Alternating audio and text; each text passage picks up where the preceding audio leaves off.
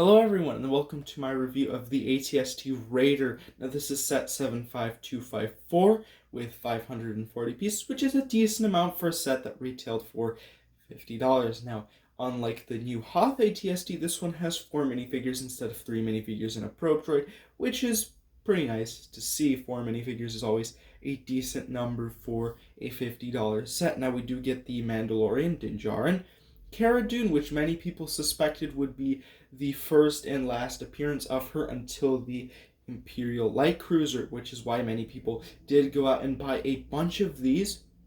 Unfortunately for them, the minifigure did not end up being the value that many people thought it would be. And we also get some Klatooinian Raiders, which look pretty nice and dandy. They look like Weequay warriors, except far more aggressive and primal. But as a handy little fact there, I did take a little bit of a break from LEGO, and this was the first set that I bought after that break. So, fun little fact there, but let's jump into the back, which has a nice little feature rundown of the little pilot seat, the little twisting and turning of the head, and the little spring-loaded shooters there, as well as the little leg movements that you can make. Realistically, you can jut them out as much as you want. Won't really stand up in most positions though, so you gotta keep that in mind when looking at this set. But let's jump into the figures. Now, we start off with our Generation 1 Mandalorian here, with Din Djarin here having his non-Beskar armor. Now, there are a few differences between this one and the Beskar variant. However, most of the printing is the same, just recolored. So, for starters, we do have some gray legs here with some various colored knee pads there, one of them being in a darkish brown there, orangish color, with having a little bit of that dark tan, while the other knee pad is primarily dark tan with a few splotches of that brown coloring, which is pretty nice. We do get his famous tool belt with all his accessories, and we also get a little bit of a strap going around there with some of those disintegrating shots, which is pretty nice to see. He also does have a purely like brownish orange chest plate there with a few scratches on it, which do make a little bit of sense, with some dark brown arms following by his gray gloves. Now his helmet is in a darker color than his Beskar one. It's more of a gunmetal gray, maybe like a darkish gray. You know, it's pretty close to black, but not quite, because his visor, T-shaped visor, so that he can actually see, is a black color for a bit of comparison. Underneath the helmet, though, is just a black head, nothing special, because we haven't had his actual face being introduced until the N1 Naboo Starfighter, which is still good to see that we've gotten it relatively early, but it probably would have been better to get it earlier. Probably not in one of the first iterations of him, though, which does make sense why he still has the black head, because at that point, it wasn't yet revealed, so it does make a lot of sense that he would still have a black head here. He does have a gray cape, which is pretty nice, you know, seeing that little Mandalorian cape there added. But the back is basically a mimic of the front, except for a little bit of detail changes, like a little bit of difference in the tool belt there, with a little bit of a clip for that strap, and also none of those disintegrating shots, just a little bit of a plain strap there. And also the chest armor there has less detailing, and because I didn't mention it previously, the side torso or the rest of the torso is just a tan coloring, which does match well. You know, it has a lot of just roughness to it, adds a lot of different colors there, which I think is a good fit for this particular Mandalorian figure, because it's not as clean as his Beskar armor gets. So I think this is actually a good color palette that they chose to use for this iteration of the Mandalorian. Now we also do have Cara Dune, the shock trooper here, with some blue pants there in that navy coloring, with a little bit of a strange little open style knee pad, and a little bit of lighter blue on kind of like the just below the belt, which is a little bit interesting. You know, has a different coloration there, which does fit in. It could be a secondary tool belt, could just be a splash of color. But then we also have the little armor plating there in the gray color, which does look very good there. You've got the little bit of straps that go through the center with a little bit of shine to them, and then you've got yourself another navy blue color. No sleeves there for Cara Dune, but we do have some black gloves, and the Cara Dune expression there being a little bit smug, with some black flowing hair there to go along with the minifigure.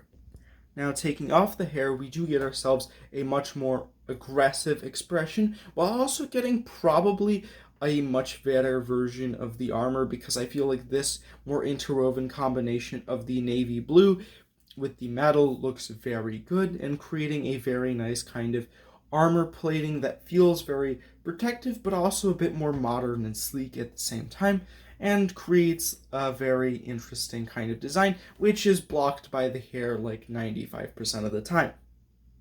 But that's Cara Dune for you.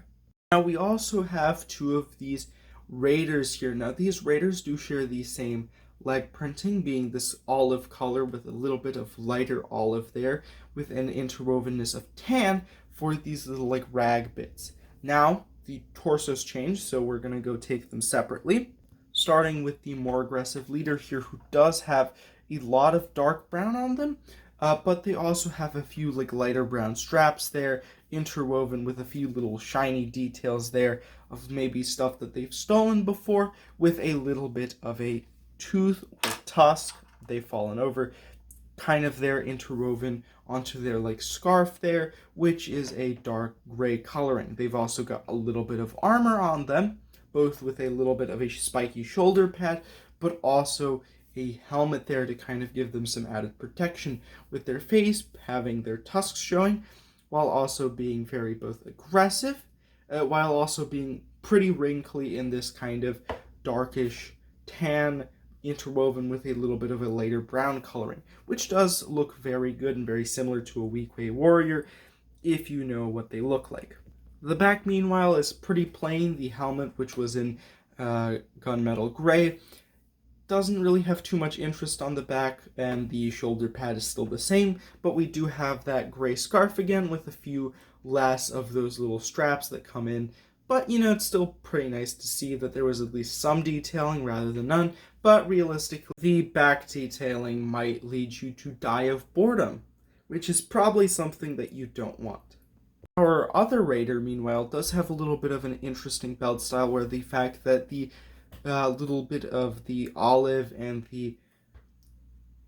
some of the little clothing straps there of the lighter olive mixed with a little bit of a lighter brown do kind of stick up to the main shirt where there is the little belt. But after the belt, you can kind of see a little bit of it where they have a little bit of a darker brown also being introduced, like how we had it with the other Raider. But this time around, the little tooth detailing is a little bit different strapped, and it also turns the other way. Instead of the ends pointing towards the face, they're pointing away from it down, making a little bit of a sad face there, with a difference in the scarf there because this one is red, and also the little sleeves there do have some armor instead because they are this silverish color, maybe like a darkish gray with a silverish tone to them, and also some brown gloves instead of the gray. Now, they do have a bit more of a chin and lower facial guard, which is pretty interesting. Don't typically see those faces, but we do have the same head, so there's not much to cover there. But like the torso, there's a little bit of a change here, where you can see that little belt wrap around with the multi-layers, and there's no little strap that goes out to the side, but you can also see that dark red little scarf coming through. But that takes us to the end of the minifigures. Now, the ATST does have a spotted pattern here with some stickers on this foot being in brown, while the other side being more of a grayish coloring. And you're going to see that difference where there's a lot of color changes. Like, for instance, this side is mostly brown, having some white sticker detailing going into the gray towards the top, while this side is a mixture of red, brown, and that white stickering.